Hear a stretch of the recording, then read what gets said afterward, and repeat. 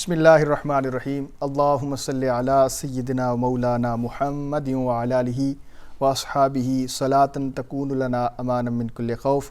محترم سامعین، السلام علیکم ورحمۃ اللہ وبرکاتہ۔ پروگرام انوار العلم کے اسپیشل ایپیسوڈ میں میں ہوں آپ کا میزبان محمد صہیب شبیر۔ انفو میڈیا کے تعاون سے آپ یہ پروگرام دیکھ رہے ہیں۔ ماہ ربیع النور شریف کی مبارک اور پر مسرت اور پرسعادت گھڑیاں چل رہی ہیں، اور ان گھڑیوں میں آپ صلی اللہ علیہ وسلم کی آمد بہت قریب ہے۔ ہم آپ صلی اللہ علیہ وسلم کی 12 ربیع الاول کے جو آمد ہے وہ انتہائی ہمارے قریب پہنچ چکی ہے۔ تو اس حوالے سے آج ایک اسپیشل پروگرام لے کر آپ کی خدمت میں حاضر ہیں، اور آج ہمارا جو پروگرام کا موضوع ہے وہ ہے رحمت للعالمین، اور قرآن پاک میں بھی یہ الفاظ موجود ہے، وما ارسلناک الا رحمت للعالمین۔ آپ صلی اللہ علیہ وسلم کو کائنات کے لیے رحمت عالم، رحمت للعالمین، تمام جہانوں کے لیے رحمت بنا کر بھیجا۔ تو آج انشاءاللہ اس موضوع پر گفتگو کریں گے۔ قبل اس کے کہ میں گفتگو کا آغاز کروں، میں چاہوں گا کہ یہ جو اشعار ہیں ان سے میں آج اپنے اس پروگرام کا آغاز کروں کہ مالک ارض و سما نے آپ صلی اللہ علیہ وسلم کو ہم میں مبعوث فرما کر، ہم میں بھیج کر کتنا بڑا احسان کیا، اور آپ کی آمد سے قبل ہم کیا تھے، اور آپ کی آمد کے بعد مالک نے جو رحمتوں کے دروازے ہم پر کھولے۔ شاعر کے اس انداز میں بیان فرماتا ہے، شاعر کہتا ہے، یہ ناز یہ انداز ہمارے نہیں ہوتے، یہ ناز یہ انداز ہمارے نہیں ہوتے، جولی میں اگر ٹکڑے تمہارے نہیں ہوتے۔ یہ ناز یہ انداز ہمارے نہیں ہوتے، جولی میں اگر ٹکڑے تمہارے نہیں ہوتے، اور ہم جیسے نکموں کو گلے کون لگاتا، ہم جیسے نکموں کو گلے کون لگاتا، سرکار اگر آپ ہمارے نہیں ہوتے۔ اور بے دام بک جاتا بازار نبوی میں، بے دام ہی بک جاتا بازار نبوی میں، اس شان کے سودے میں خسارے نہیں ہوتے۔ یہ ناز یہ انداز ہمارے نہیں ہوتے، جولی میں اگر ٹکڑے تمہارے نہیں ہوتے۔ محترم سامعین، آج الحمدللہ ہمارے ساتھ اس پروگرام میں عظیم مذہبی اسکالر ہیں۔ ہمیشہ آپ انہیں مختلف جگہ پر، مختلف میڈیا ذرائع پر آپ انہیں دیکھتے ہیں، سنتے ہیں۔ بڑی ممتاز و محترم شخصیت ہیں، کسی تعارف کے محتاج نہیں ہیں۔ سید احمد رضا شاہ صاحب مدنی، آپ ہمارے پروگرام میں تشریف لائے، ہم آپ کو صمیم قلب سے آپ کے شکر گزار ہیں۔ آپ کے ساتھ ہمارے ساتھ ایک عظیم ثنا خاں موجود ہیں، وہ بھی ایک ملک پاکستان کا ستارہ ہے، اور پوری دنیا میں اور یو کے میں بالخصوص بڑا سنا جاتا ہے، اور بڑی دل جمی کے ساتھ نعت رسول مقبول صلی اللہ علیہ وسلم پیش فرماتے ہیں۔ میری مراد جناب ذوالقرنین حسین صاحب، آپ بھی ہمارے ساتھ جلوہ فرما ہیں۔ میں چاہوں گا آج بھی اس پروگرام کا آغاز ہم نعت رسول مقبول صلی اللہ علیہ وسلم سے کریں، اس لیے کہ ربیع الاول شریف ویسے ہمارے ہر پروگرام کی ابتدا ہی آپ صلی اللہ علیہ وسلم پر آپ کے قصیدے سے ہوتی ہے، مگر یہ خصوصی طور پر ہم نے یہ اہتمام کیا، ان کو دعوت دی کہ آپ تشریف لائیں اور نعت رسول مقبول صلی اللہ علیہ وسلم پیش فرمائیں۔ جی محترم ذوالقرنین حسین صاحب، آپ اپنی خوبصورت آواز میں آپ صلی اللہ علیہ وسلم کے حضور نذرانہ عقیدت پیش فرمائیں۔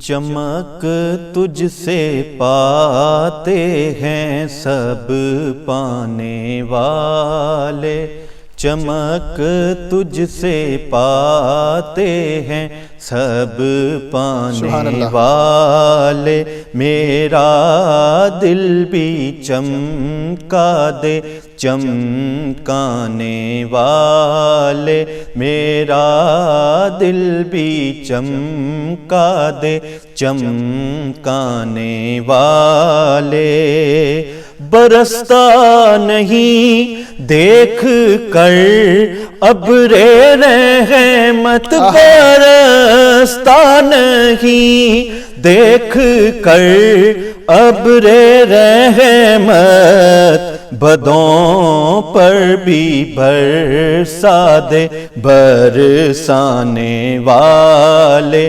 میرا دل بھی چمکا دے چمکانے والے۔ اور مدینے کے خطے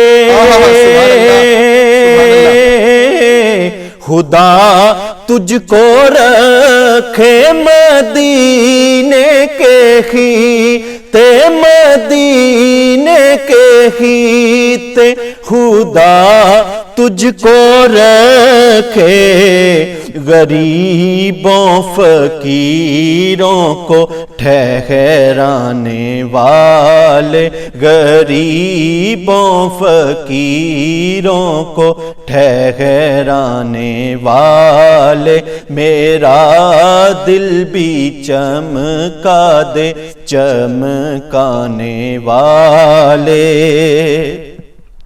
اور تو زندہ ہے واللہ، تو زندہ ہے واللہ، تو زندہ ہے واللہ، تو زندہ ہے واللہ، میرے چشم عالم سے چھپ جانے والے، میرا دل بھی چمکا دے چمکانے والے۔ اور میں مجرم ہوں آقا مجھے ساتھ لے لو، میں مجرم ہوں آقا مجھے ساتھ لے لو، کہ رستے میں ہیں جا بجا تھانے والے، چمک تجھ سے پاتے ہیں سب پانے والے۔ اور رضا نفس دشمن ہے دم میں نہ آنا، رضا نفس دشمن ہے دم میں نہ آنا، کہاں تم نے دیکھے ہیں چندرانے والے، رضا نفس دشمن ہے دم میں نہ آنا، کہاں تم نے دیکھے ہیں چندرانے والے، چمک تجھ سے پاتے ہیں سب پانے والے، میرا دل بھی چمکا دے چمکانے والے۔ ماشاءاللہ ماشاءاللہ ماشاءاللہ، بہت خوب انداز میں جناب محترم ذوالقرنین حسین صاحب بارگاہ رسالت مآب صلی اللہ علیہ وسلم میں حاضری پیش کرنے کی سعادت حاصل کر رہے تھے۔ دیکھیں بڑے خوبصورت انداز میں آپ نے اعلیٰ حضرت کا کلام جو آپ نے پیش کیا ہے، اس میں اعلیٰ حضرت نے عشق و مستی میں ڈوب کر ایسا کلام لکھا ہے کہ اس کے اندر ہمارے لیے بہت سی باتیں، بہت سی ہمارے لیے ایسی واضح دلیلیں چھوڑ گئے اعلیٰ حضرت۔ کیا بات ہے یا سیدی اعلیٰ حضرت کی کہ آپ نے ہمارے لیے ایسے خوبصورت نقطے اس کلام کے اندر چھوڑ دیے کہ جن کو سمجھ کر ہم بہت سے اپنے ذہن میں پیدا ہونے والے سوالات، اور بہت سے ایسے لوگ جو آپ صلی اللہ علیہ وسلم کے میلاد کے حوالے سے گفتگو کرتے ہیں اور آپ صلی اللہ علیہ وسلم پر ایسی باتیں کرتے ہیں کہ ان کی اپنی کیا اوقات ہے، مگر ایسے لوگوں کے لیے بہت سے جوابات موجود ہیں، اور آج ہمارے ساتھ شاہ صاحب بھی موجود ہیں۔ اور اب میں چاہوں گا کہ ہمارا موضوع ہے رحمت للعالمین، آپ کائنات کے لیے رحمت ہیں، آپ کسی ایک جو ہے مخلوق کے لیے نہیں، آپ کو کل کائنات کے لیے رحمت للعالمین بنا کر بھیجا ہے۔ تو آپ کی جو شان ہے، اب دیکھیں آپ صلی اللہ علیہ وسلم کی آمد سے قبل اگر انسان کی جو ہے وہ دیکھا جائے تو انسان کس طرح ذلیل و رسوا ہو رہا تھا، کبھی پیشانی کس کے سامنے جھکا رہا ہے، کبھی کس کے سامنے جھکا رہا ہے، عورتوں کی تذلیل کی جا رہی تھی، جانوروں کے حقوق کیا تھے، اور حتیٰ کہ یہ درخت ہے، آپ صلی اللہ علیہ وسلم نے اس کے متعلق بھی فرمایا کہ جب درخت ہرا ہو جائے تو اس کی، اب دیکھیں ہر چیز کے لیے آپ صلی اللہ علیہ وسلم نے ہمیں کس طرح خوبصورت انداز میں ایک پہلو بیان فرمایا، ایک حدود و قیود بیان فرمائی۔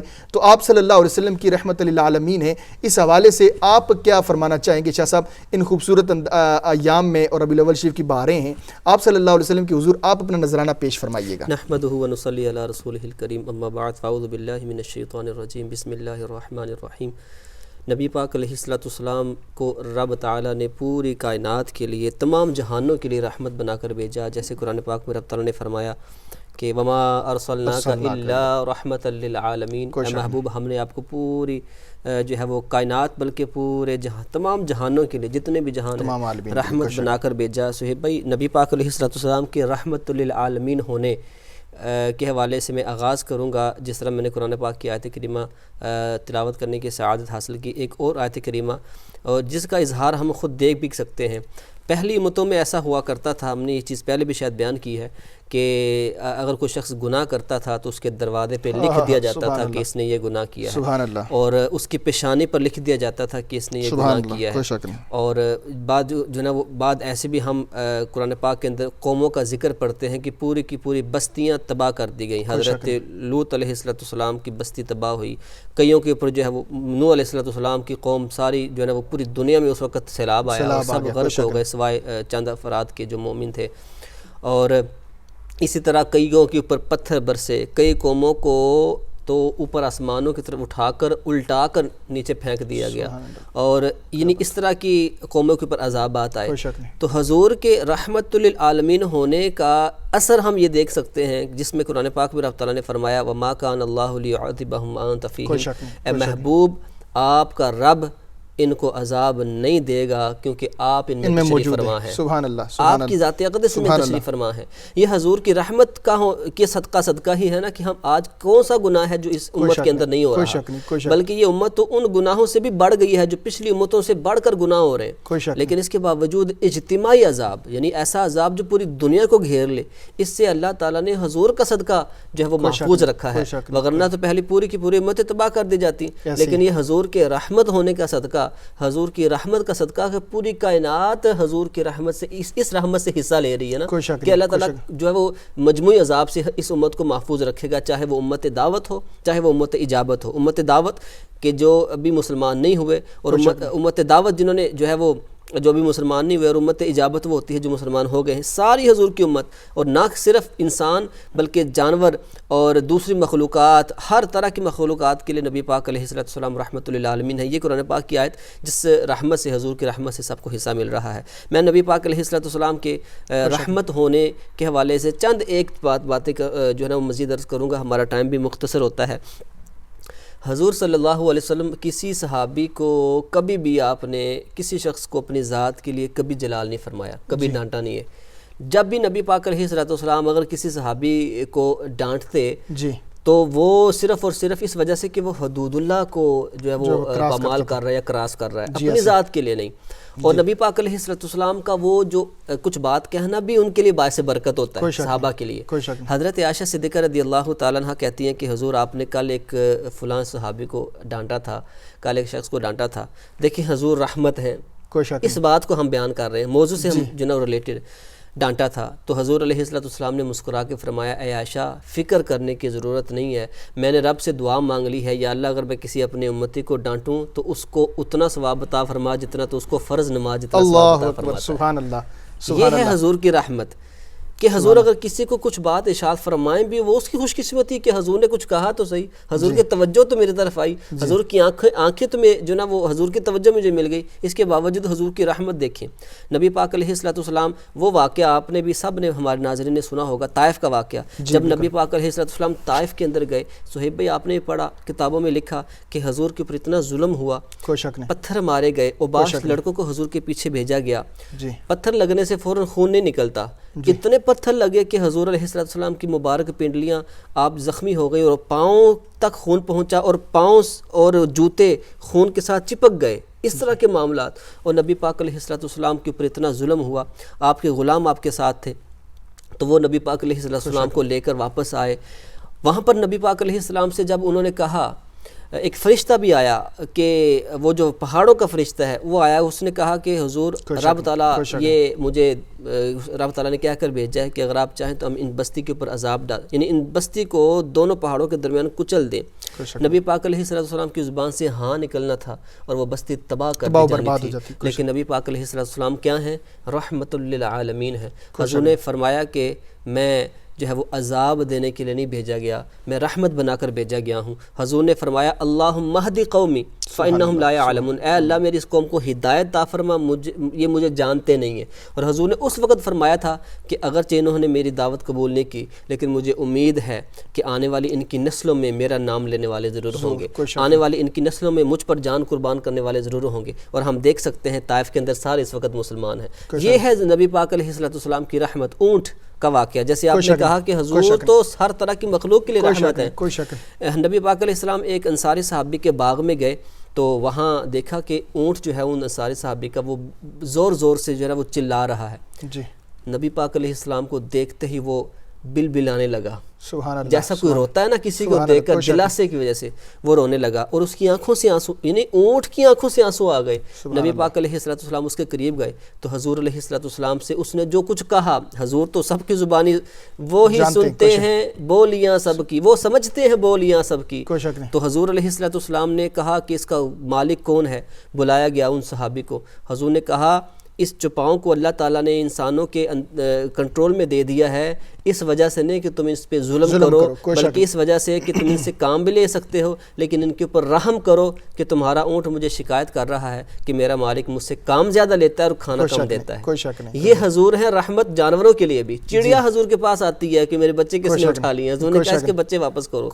ہرنی کا واقعہ یعنی جانور بھی حضور علیہ السلام کی پناہ میں آتے ہیں. یہ ہے حضور علیہ السلام کی رحمت اور جو سب کو اس وقت نبی پاک علیہ السلام کی رحمت عام ہے. کوئی شک نہیں. انسانیت کے لیے تو آپ صلی اللہ علیہ وسلم نے باقاعدہ ایک دائرہ منتخب فرمایا. انسانیت کے ساتھ ساتھ دیگر مخلوقات کے لیے, جیسے شاہ صاحب نے عرض فرمایا بتایا ہمیں کہ آپ صلی اللہ علیہ وسلم کی بارگاہ میں اونٹ نے اپنا جو ہے وہ معاملہ پیش فرمایا, اس طرح چڑیا آئی اور دیگر ایسے واقعات. اور پھر یہاں تک دیکھیں کہ درخت خود چل کر آپ صلی اللہ علیہ وسلم حکم فرماتے تو فوراً چل کر آپ کی جو ہے وہ خدمت میں حاضر ہو جاتے. اور پھر وہ کنکریاں جو بولی تھی جس کے متعلق رسالت میں آپ صلی اللہ علیہ وسلم نے کہا تو بتائے گا کہ تیرے ہاتھ میں کیا, یہ کنکریاں خود بولیں.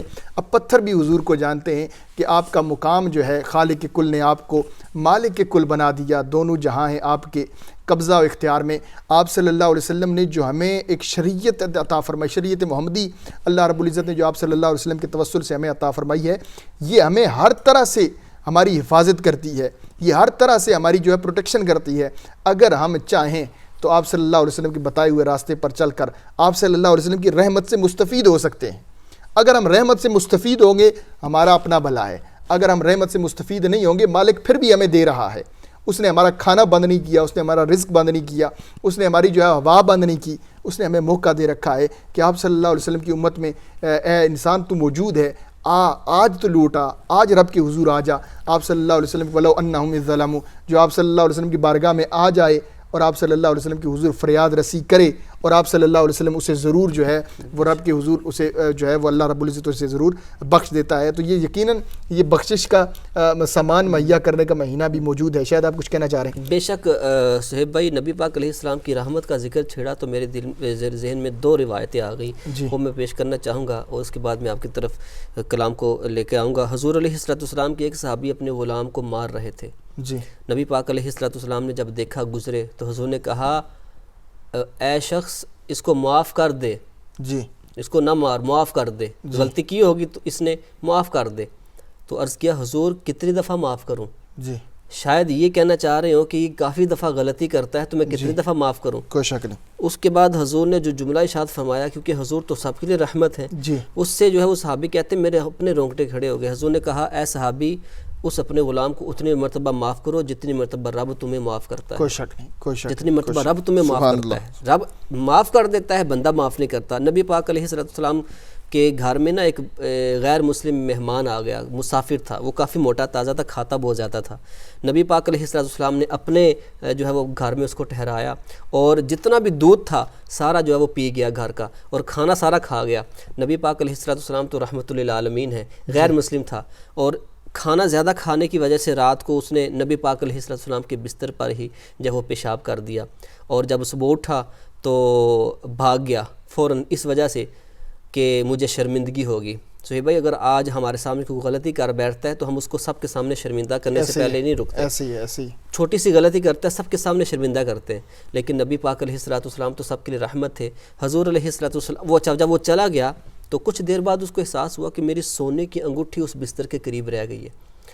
اچھا, احساس بھی تو تھا کہ میں جاؤں گا, لوگ وہاں اکٹھے ہوئے ہوں گے کہ تم نے کون سا کام کیا ہے, کھانے کی وجہ سے اس کا معدہ بھی خراب تھا, تو کون سا کام کیا ہے جو ہے وہ نبی پاک علیہ السلام کے بستر میں تم جو ہے وہ اس طرح کر کے آ گئے ہو.